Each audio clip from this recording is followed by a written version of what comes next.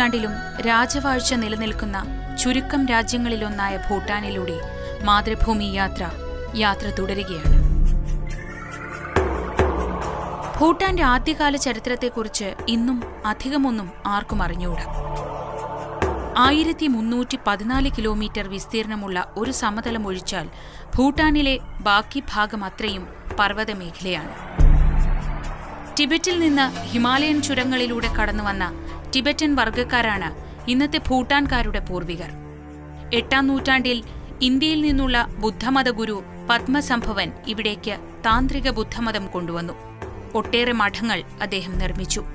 പരസ്പരം കലഹിക്കുന്ന നാടുവാഴി പ്രദേശങ്ങൾ മാത്രമായിരുന്ന ഈ മേഖലയെ ഏകീകരിച്ചത് 17ാം നൂറ്റാണ്ടിൽ ടിബറ്റിൽ നിന്നെത്തിയ ലാമയും പട്ടാള നേതാവുമായ ഷബ്ദ്രുങ് നംഗ്വാലാണ്. ഇപ്പോഴത്തെ രീതിയിലേക്ക് ഭൂട്ടാൻ രാജ്യം സംയോജിക്കപ്പെട്ടത് 1907-ലാണ്. ഇന്ത്യയിൽ നിന്ന് ഫുങ്ഷിലോങ് വഴി ഭൂട്ടാനിലേക്ക് പ്രവേശിക്കാം. ഫുങ്ഷിലോങ് നഗരത്തിലെ കാഴ്ചകൾക്ക് ശേഷം യാത്ര തിംഫുവിലേക്ക്. 165 കിലോമീറ്റർ ദൂരമുണ്ട് ഫുങ്ഷിലോങ്ങിൽ നിന്ന് തിംഫുവിലെത്താൻ. ഇന്ത്യയിലെ ഹിമാലയൻ സംസ്ഥാനങ്ങളിലൂടെ കടന്നുപോകുന്ന റോഡുകളുടെ മറ്റൊരു രൂപമാണിത്. ചെങ്കുത്തായ മലയിടുക്കുകളും താഴ്വാരങ്ങളുമെല്ലാം കടന്നു വേണം മുന്നോട്ടു പോകാൻ.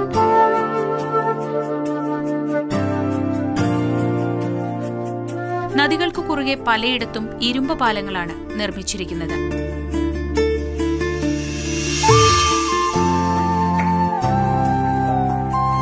ഭേദപ്പെട്ടതും തിരക്കു കുറഞ്ഞതുമായ ഇരട്ടവരിപ്പാതയാണ് തിംഫുവിലേക്കുള്ളത്.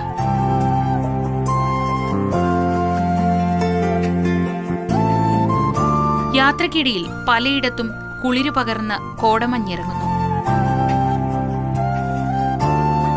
കാഴ്ച മറഞ്ഞ് നിറഞ്ഞു പരക്കുന്ന മഞ്ഞിലൂടെ സാവധാനം വേണം മുന്നോട്ടു പോകാൻ.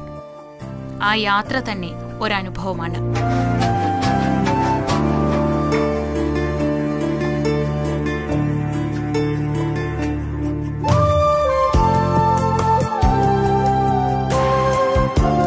റോഡിനിരുവശത്തുമുള്ള പച്ചപ്പുകൾ കണ്ണിനും കുളിർമ പകരുന്നു. തിംഫുവിലെത്തുന്നതിന് 20 കിലോമീറ്ററോളം മുൻപായി സ്വാഗതം ആശംസിച്ച് ടിബറ്റൻ രീതിയിൽ വലിയൊരു കവാടം സ്ഥാപിച്ചിരിക്കുന്നു. സമീപത്തായി പ്രയർ ഫ്ലാഗുകൾ പാറിക്കളിക്കുന്നു.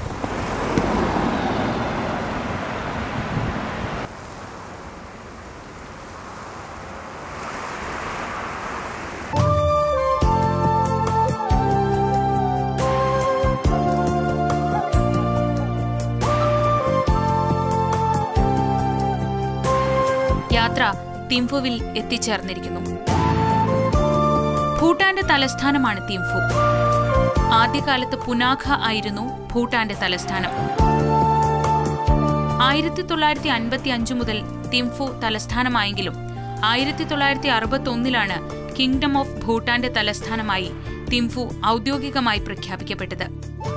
അതുവരെ ചിതറിക്കിടക്കുന്ന കുറെ ഗ്രാമങ്ങൾ മാത്രമാണ് ഇവിടെ ഉണ്ടായിരുന്നത്. വാങ്ചു നദിയാൽ സൃഷ്ടിക്കപ്പെട്ട തീരപ്രദേശത്താണ് തിംഫു വ്യാപിച്ചു കിടക്കുന്നത്. മൂന്നാമത്തെ വാങ്ചു രാജാവായ ജിഗ്മെ ദോർജി വാങ്ചുക്കാണ് ഭൂട്ടാനിലെ നവോത്ഥാനത്തിന് തുടക്കമിട്ടത്. അദ്ദേഹമാണ് പുനാഖയിൽ നിന്ന് തിംഫുവിലേക്ക് തലസ്ഥാനം മാറ്റാൻ തീരുമാനിച്ചതും. സമുദ്രനിരപ്പിൽ നിന്ന് 2248 മീറ്റർ മുതൽ 2648 മീറ്റർ വരെ ഉയരത്തിൽ സ്ഥിതി ചെയ്യുന്ന തിംഫു ലോകത്തെ ഉയരം കൂടിയ തലസ്ഥാന നഗരങ്ങളിൽ വലിപ്പത്തിൽ 3ാം സ്ഥാനത്തുണ്ട്. ഒരുപക്ഷെ വിമാനത്താവളമില്ലാത്ത ഏക രാജ്യ തലസ്ഥാനമാകണം തിംഫു. ഇവിടെ നിന്ന് 54 കിലോമീറ്റർ അകലെ പാറോയിലാണ് ഭൂട്ടാനിലെ വിമാനത്താവളം സ്ഥിതി ചെയ്യുന്നത്. രാജ്യത്തെ നാഷണൽ അസംബ്ലി മന്ദിരവും രാജാക്കന്മാരുടെ ഔദ്യോഗിക വാസസ്ഥലമായ ഡച്ചൻ ചോലിംഗ് കൊട്ടാരവുമെല്ലാം സ്ഥിതി ചെയ്യുന്നത് തിംഫുവിലാണ്. എല്ലാവിധ ആധുനിക സൗകര്യങ്ങളുമുള്ള തിംഫു വ്യാവസായികവും വിനോദസഞ്ചാരപരവുമായി ഏറെ വികസിച്ച നഗരം കൂടിയാണ്.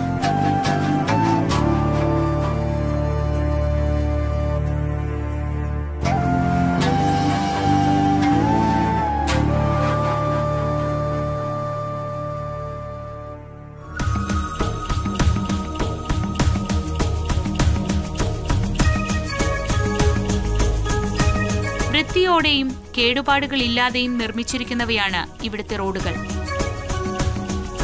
ടിബറ്റൻ രീതിയിലുള്ളവയാണ് കെട്ടിടങ്ങളിൽ ഏറെയും. ഭൂട്ടാനിൽ വാഹന നിർമ്മാണ ഫാക്ടറികൾ ഇല്ലാത്തതിനാൽ ഇന്ത്യ ഉൾപ്പെടെയുള്ള രാജ്യങ്ങളിൽ നിന്ന് ഇവിടേക്ക് വാഹനങ്ങൾ ഇറക്കുമതി ചെയ്യുകയാണ്.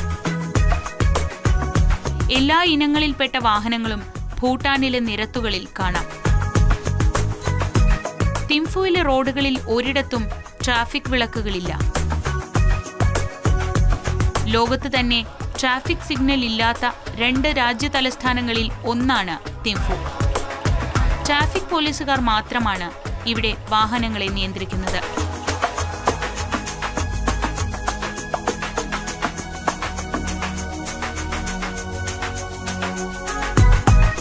നൃത്തസമാനമായ അംഗചലനങ്ങളിലൂടെയുള്ള അവരുടെ ഗതാഗത നിയന്ത്രണ രീതി തന്നെ ഭൂട്ടാന്റെ പ്രത്യേകതയാണ്. പ്രത്യേക പരിശീലനം നൽകിയാണ് ഈ ട്രാഫിക് പോലീസുകാരെ നിയോഗിച്ചിട്ടുള്ളത്. ഭൂട്ടാനിലെ ഡ്രൈവർമാരും ഏറെ അച്ചടക്കത്തോടെയാണ് വാഹനമോടിക്കുന്നത്. സീബ്ര ലൈനുകൾ കാൽനടക്കാർക്കുള്ളതാണെന്ന് അവർക്ക് നന്നായി അറിയാം. സീബ്ര ലൈനിലേക്ക് ഒരു കാൽനടക്കാരൻ കയറിയാൽ റോഡിലൂടെ വരുന്ന വാഹനം അതിനു മുന്നിലെ വരയിൽ തൊട്ടു നിൽക്കും. ആരെയും ഇടിച്ചിട്ട് പാഞ്ഞു പോകാനുള്ള ധൃതി ഒരു ഡ്രൈവറും കാട്ടുന്നില്ല. അങ്ങനെ ചെയ്താൽ കർശനമായ നിയമ നടപടികൾക്ക് അവർ വിധേയരാകേണ്ടി വരും.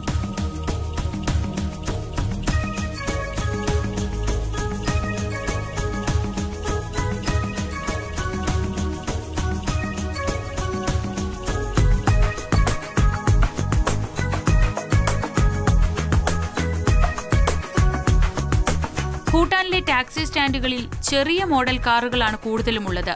നിരക്കും പൊതുവെ കുറവാണ്. ഷെയർ ടാക്സികളും ഇവിടെ ധാരാളമായി കിട്ടും.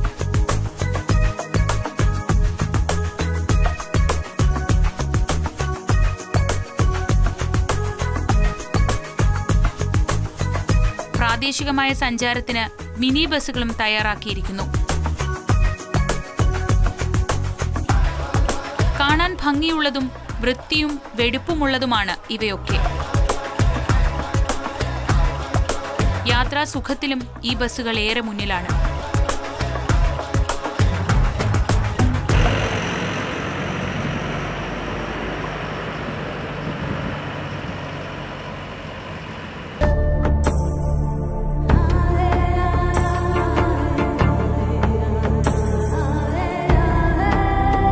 ദേശീയ വസ്ത്രധാരണ രീതി ഭൂട്ടാന്റെ മറ്റൊരു സവിശേഷതയാണ്.